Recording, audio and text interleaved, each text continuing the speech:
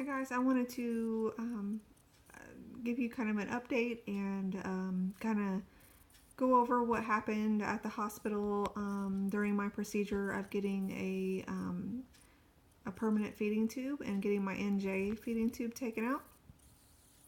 Um, Excuse my appearance. I am still recovering. I am still completely exhausted and weak, and just I'm really it's been a little bit difficult. Um, so I went in the hospital on Monday, the 26th. I think it was the 20th, whatever. I think that was the 26th. And I went in to have a PEGJ, which is a percutaneous endoscopic gastros- gastrostomy jejunal tube put in, and have my nasojejunal taken out. Um, and I was able to do that with sedation and not general anesthesia. Um, I have several chronic illnesses that are a bit complicated, and the doctors are always really apprehensive about me as a patient. They call me complicated and difficult and things like that. And so this was no exception. Um, I have Ehlers-Danlos syndrome, which is a connective tissue disorder, myasthenia gravis, which is a neuromuscular disease. I have dysautonomia, which is a malfunction of my autonomic nervous system. I have POTS.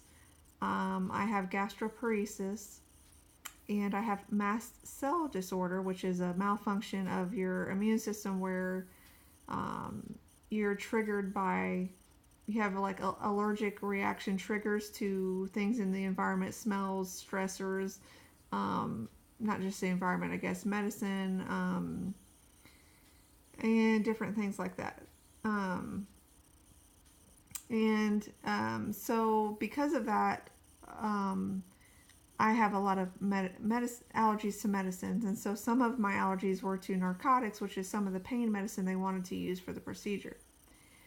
Um, I thought we had a plan going in that he was going to give me a different narcotic, which was just Tylenol with codeine, and that did not happen when I came out of the procedure. So when I came out of having this done, I was in excruciating pain because for some reason my whole entire upper abdomen was spazzing really bad, just almost like it was being tasered. Like if you see how their skin, it was just clenching over and over, like every second, and it was horrible.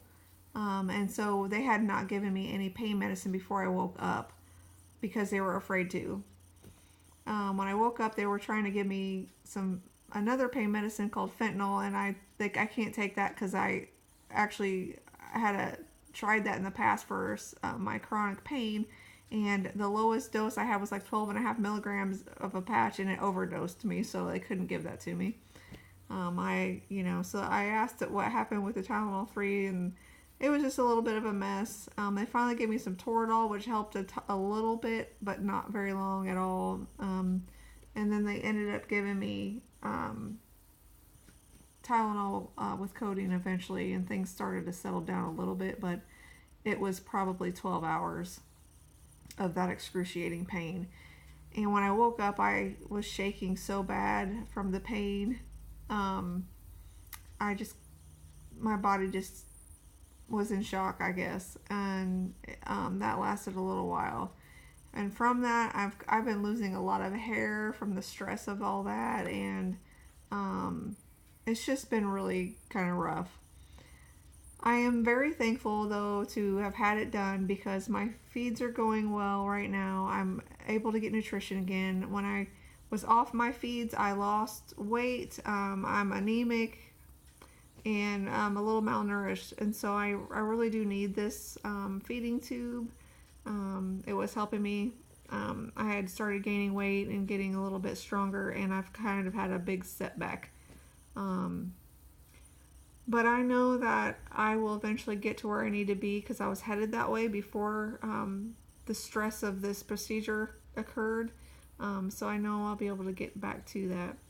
Um, when they did the scope for the procedure, my mouth is very small, um, and they really traumatized my mouth, I guess you could say. I've got a lot of huge cuts and scrapes in the top of my mouth and the back of my throat. That hurt really, really bad. They burn right now really bad, so it's even hard to swallow water. Um, but I'm sure that will eventually get better. But it's in a worse spot that keeps getting re injured. So it's not healing very fast. Um, so, as far as everything else, it's going as well as it can. And I just wanted to say thank you for your prayers.